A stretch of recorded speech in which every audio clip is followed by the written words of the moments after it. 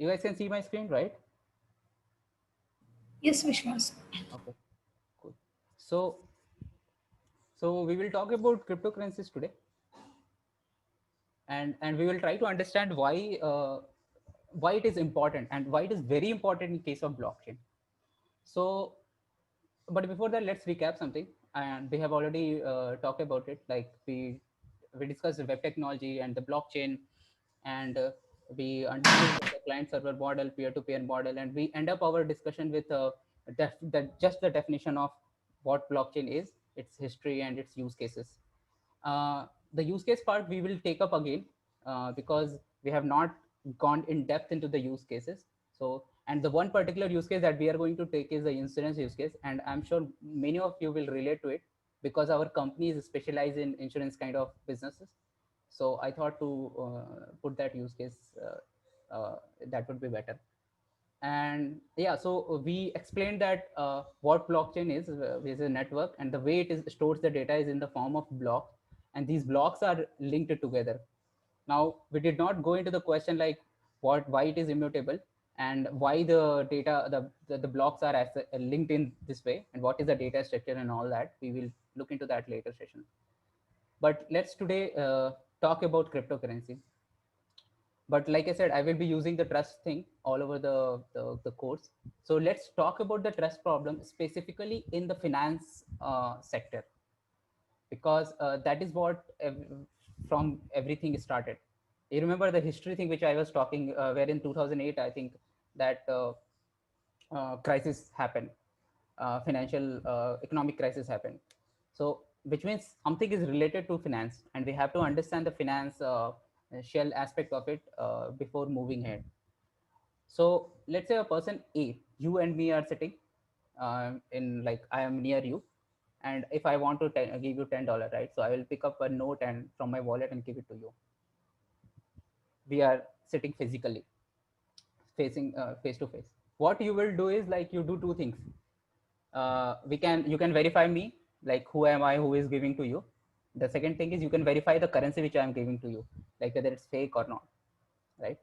But the problem is the trade in the real world does not happen always in the close proximity. Definitely it happens sometimes, but most of the time it happens in the, like, over the globe, right? Anywhere from this. So what we are looking here is something like this, where a person A is sitting in US and person B is sitting in India, and then they want to transact each other.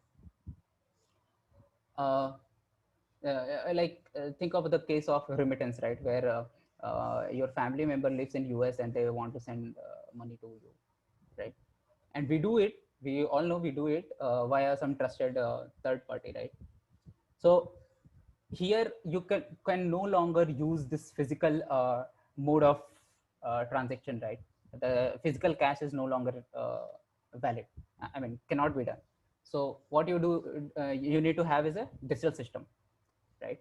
And the way our current digital system works is you need to have a trusted party, which is a exchange, which could be a bank, which could be a Visa, and I don't know, some payment provider, and you send it to them first, and then they relay that transaction to you. And also there will be exchange in between. If if these two person are sitting in two different countries, then the money has to be exchanged for their respective countries, right, currencies. So so you do authenticity of the spender and the receiver, and you do the validity of the money. So so what will be the validity of the money in this case, is nothing but whether the spender has some money or not, the balance. And yeah, so that is the validity, like, because here there is no physical thing, right? So what will you check, like, yeah, like, so you got the point, right? But the question is, who is this trustworthy intermediary? And like I said, these are nothing but banks and a remittance company, credit card company, payment provider, and all that.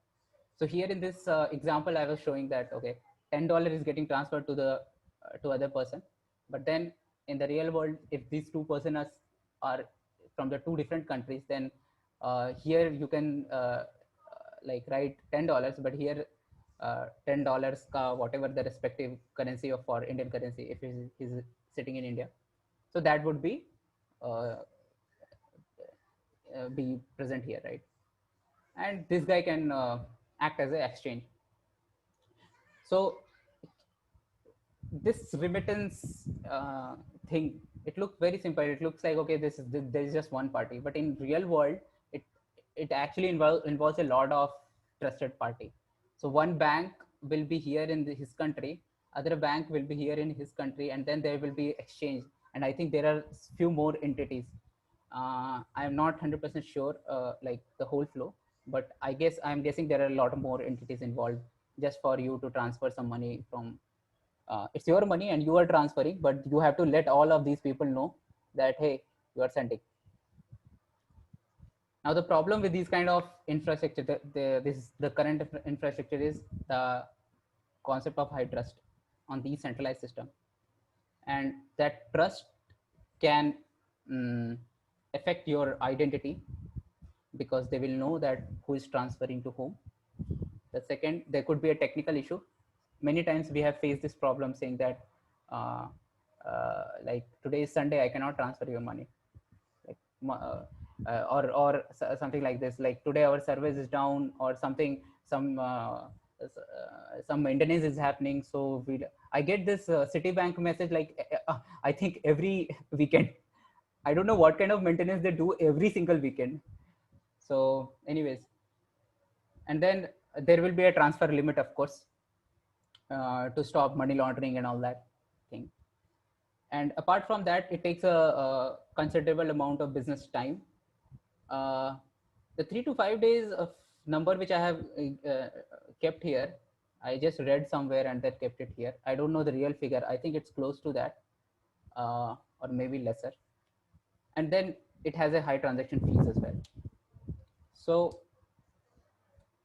so you can clearly see that even in the financial sector, this the trust is there, and which we do not sometimes think that it's a problem, but it can be a problem uh, if we look into some if we look from some different perspective.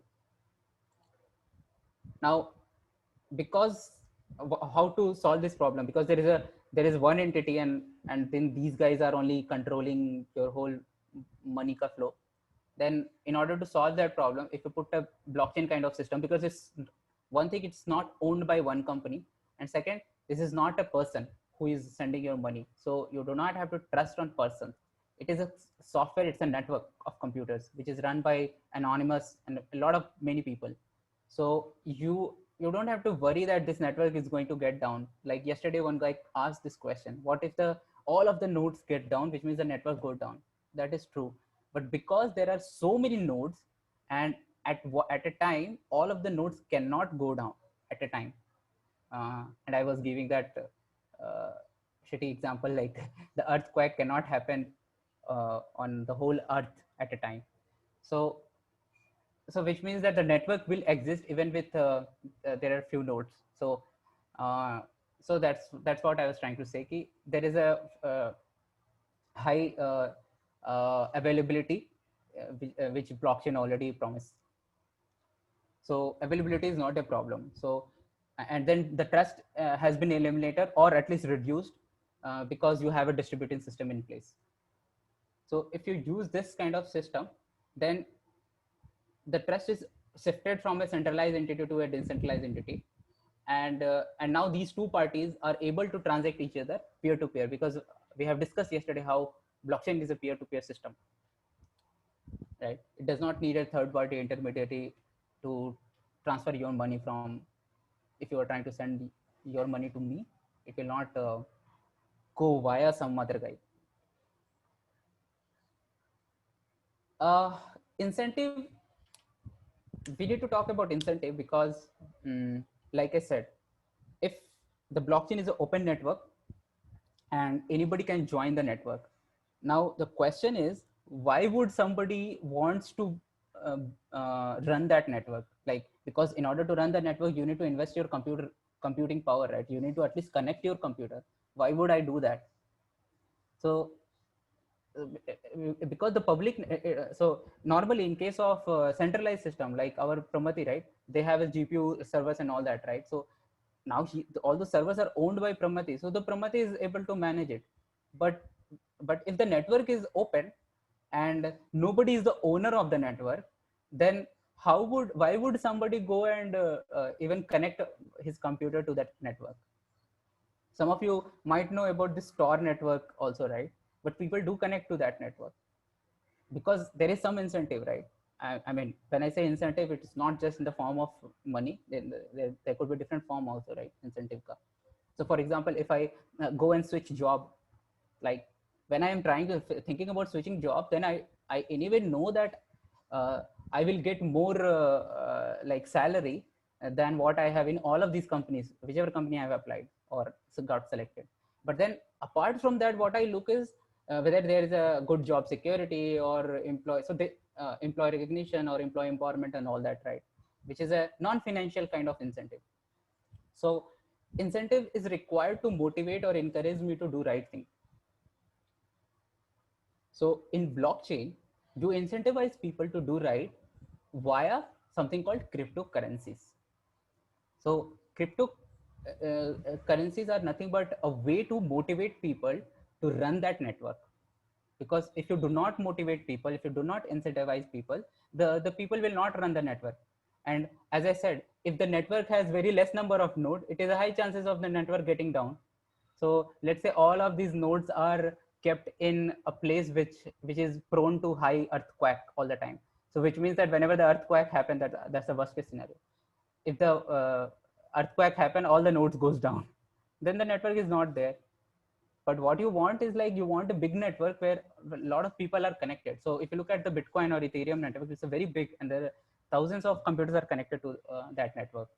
So thinking about that network goes down is like kind of, it is possible, but it is not. I mean, theoretically, it is definitely possible, but it has not happened yet.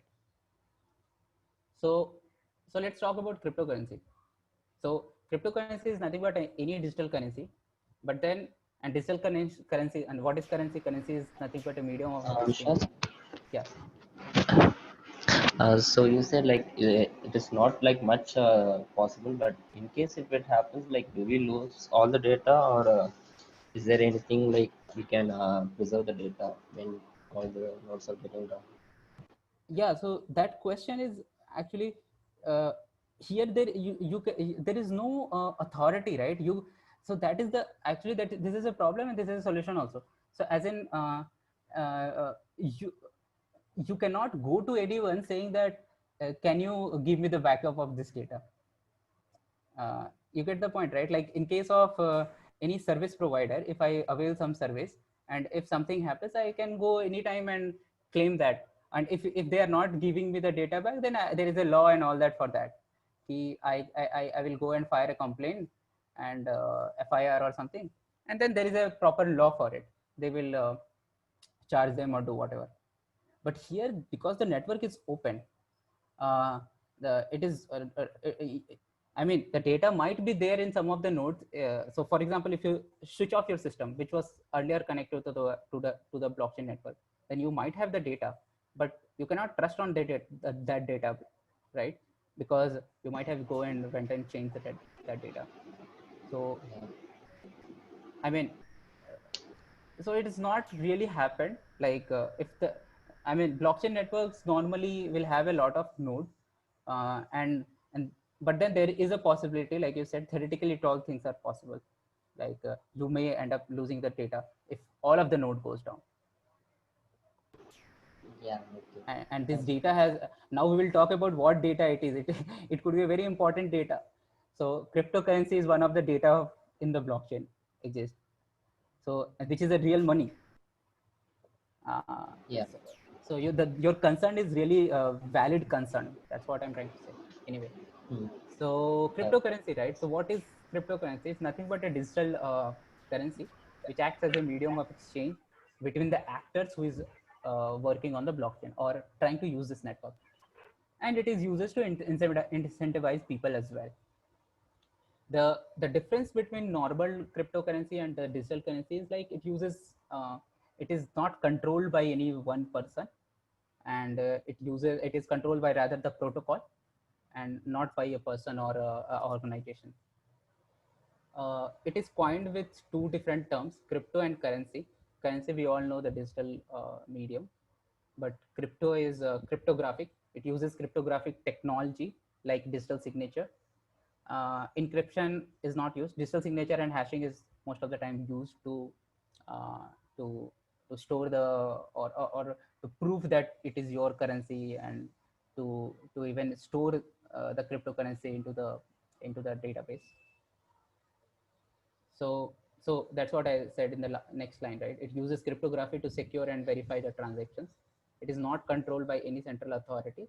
Cryptocurrency can be sent directly between two parties via use of private key and public key. So we will talk about private key and public key pairs in details, even in the tomorrow's session and today also. So uh, like I said, because it uses cryptography, and cryptography works with something called cryptographic key pairs. So which we will talk in a bit. And all transactions. So let's say you are sending some money to me or cryptocurrency to me on the blockchain, then that transaction has to be recorded somewhere. If it is not recorded, then how would you calculate that, like how much balance I have? So somewhere it has to be recorded, right? So that record will be there in the blockchain. So the difference between normal cryptocurrency and digital currency is, like I said, it is not been controlled by one person. It's controlled by that network.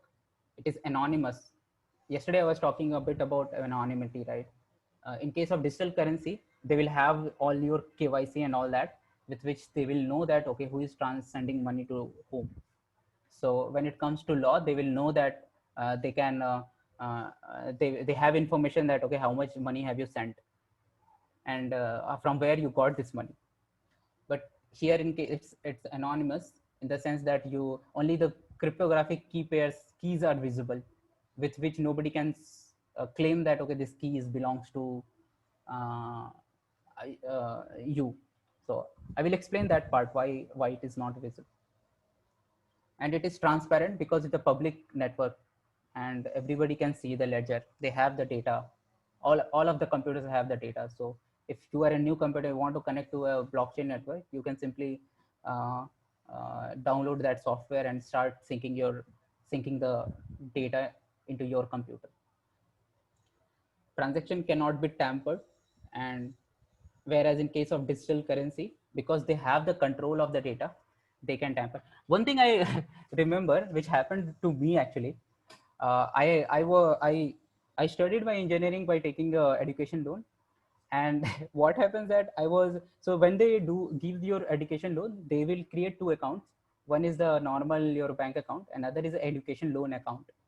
And I was sending money to my education loan account, and because of some reason they said that they won't be able to send that money to the education loan account. Okay.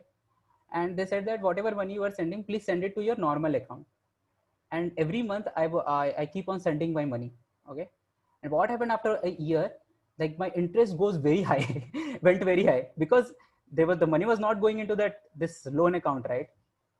And when I went to my hometown and I complained about it, like I was paying the like paying every month, but and because it was your system fault, and why I was charged so much of high interest. And then and then one day they told me, or one day I got a message saying that all of the money which was I was having in my normal account got transferred to the other account, the education loan account. And that day I realized one thing, that we think that our account belongs to us, but it never belongs to us. The money which I has in my account, normally in our bank online bank account, we feel that it is only to us, but it is never. It is just an illusion that it is ours.